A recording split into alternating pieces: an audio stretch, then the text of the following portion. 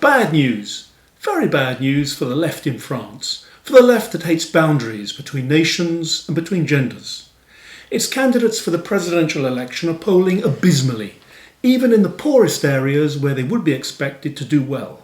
More than that, an appreciable section of public opinion is so fed up with the attrition of law and order and the authority of the state, except regarding COVID rules, that they would be in favour of a strong man in the presidential palace who would sort things out without shilly-shallying. An opinion poll, carried out by the firm IFOP for the online magazine Écran de Veille, and published on the 21st of January, sounded out the voting intentions of a national sample of residents in the poorest 10% of suburban areas known as banlieue.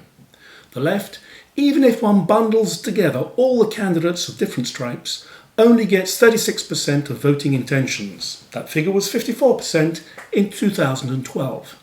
Perhaps not surprisingly, the extreme left is the most popular. Jean-Luc Mélenchon of La France Insoumise accounting for 20%. The moderate left is utterly knocked into a cocked hat. All very sad. In contrast, right-wing candidates attract nearly half of all those polled, with 49%, an increase on 40% in 2012. And the candidates who are doing best are those of the more radical right, Marine Le Pen and Éric Zemmour. Together they account for nearly 35% of voting intentions.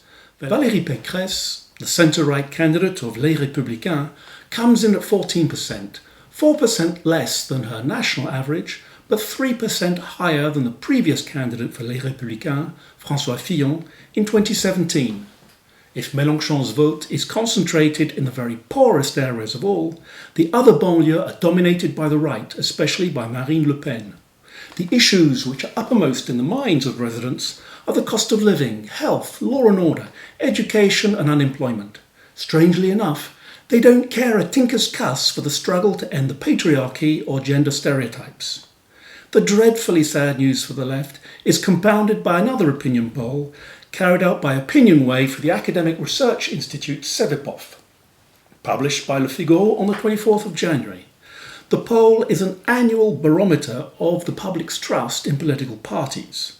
According to the results, 32% of the French electorate see themselves on the right and 11% on the far right. These figures are well up from those of 2017, 26% and 7% respectively. The left is at 17% and the far left 6%, a decrease from 2017. The political centre, Mr. Macron's happiest hunting ground, is at 14%, down from 19% in 2017. The conclusion? France is turning right. Why? Among other factors, it might have something to do with the fact that 63% of those questioned think that there are, quote, too many immigrants.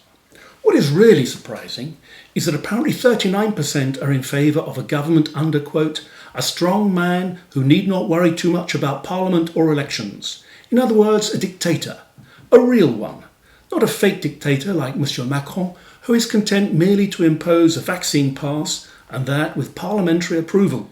Not the slightest hint of jackboots there. Even more astonishingly, 27% are in favour of a military junta.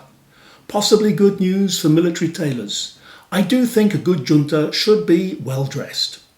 There is a sour note for the centre-right, who traditionally represent private enterprise. In other words, the companies obliged to earn the cash that pays for the monstrous leviathan of French bureaucracy. According to the poll, the French public is less keen than ever on the free market economy. For example, 73% believe that the current economic setup benefits company bosses at the expense of workers. These polls are bad news for the pro-capitalist centre-right, but they are even worse news for the anti-capitalist left. French people, as mixed up as ever, but at least they are now mostly well right of centre.